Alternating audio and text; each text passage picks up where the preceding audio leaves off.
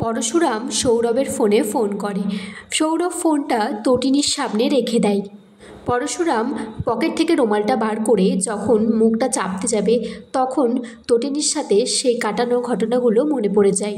তটিনী ফোনে পরশুরামকে বলে, আমি তটিনী গাঙ্গুলি, আমার সম্পর্কে যা যা জানতে চান আমি সব ফোনে বলে দিচ্ছি। আমরা একটা হাউজিং কমপ্লেক্সে থাকি, খুব সাধারণ আমরা। আর বলে আমার স্বামী বিমা কোম্পানির এজেন্ট, আর রিসেন্টলি আমার সন্তানকে কিডন্যাপও করা হয়েছিল, তার কেসও এখনও চলছে।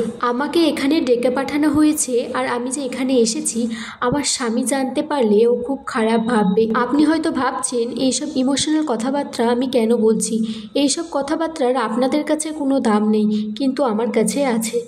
তটিনী খুব কান্নাকাটি করছে আর বলছে, আমার পরিবারে শুধু আনন্দটুকু আছে, এটুকু প্লিজ কেড়ে নেবেন না। আমাকে আমার ছেলে মেয়েকে স্কুল থেকে আনতে যেতে হবে, আমি যদি যেতে না পারি আমার স্বামী চলে যাবে।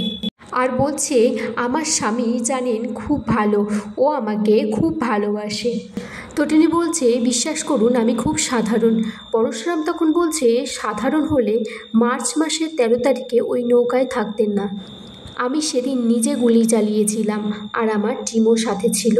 পরশুরাম এটাও বলছে যে সেখান থেকে 2 জন বেঁচে গেছিল, আর বাকিরাও কোথায় ছড়িয়ে আছে, আর তারা হয়তো দেশে আগুন ছড়াচ্ছে।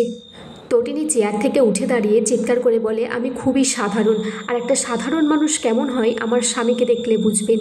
পরশুরাম বলছে, আর আগ্নেয়াস্ত্রের ট্রেনিং আপনি জানতেন না? তটিনী এটাও বলছে যে আমি সবটাই জেনে গেছিলাম, কিন্তু বেশিরভাগ গৃহিণী ওখান থেকে ফিরে যায়, কিন্তু আমি ফিরিনি, কারণ আমি চেয়েছিলাম সমাজের চোখে আঙুল দিয়ে দেখিয়ে দিতে। তটিনীর ফোনে ফোন আসে আর তটিনী তখন বলে, আমাকে যেতে হবে, প্লিজ যেতে দিন। পরশুরাম বলছে, প্রশ্ন এখনও বাকি আছে। পরশুরাম বলছে, কোনো বিপদ হবে না। তটিনী তখন বলছে, একটা চাবি আমার কাছে আছে, একটা চাবি আমার স্বামীর কাছে আছে, আমার ছেলে মেয়েরা আমার কাছে খুব ইম্পর্টেন্ট।